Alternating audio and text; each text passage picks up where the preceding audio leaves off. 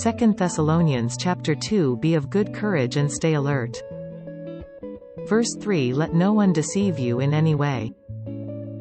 Verse 4. He opposes and exalts himself above all that is called God or is worshipped, so that he sits as God in the temple of God, proclaiming himself to be God.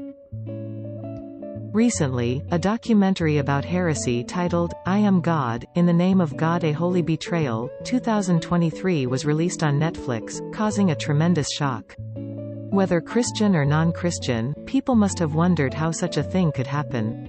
So-called human gods, the leaders of heresies, exploited people's weak hearts, twisted minds, ignorance, and the pain and suffering of reality to satisfy their own desires and greed. These people were so vulnerable and in such pain and suffering that they fell for the most absurd temptations.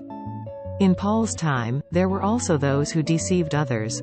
They openly claimed to be gods, demanded worship, and built temples. Not only all kinds of idols but also emperors were worshipped as gods. Temples that served idols were dens of evil that justified immorality, impurity, and greed. Paul tells us not to be deceived. Jesus also warned against being deceived by false prophets who would claim to be the Christ in the last days. Peter urged believers to be firm in their resolve and stay alert while waiting for that time. There will always be those who deceive the weak, the wavering, and those who groan in suffering. They are not far away but close by. We must strengthen our hearts and stay alert. We should always pray and be watchful.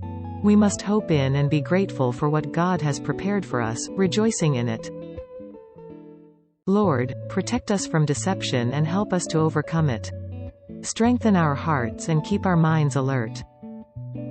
Holy Spirit, lead us in truth.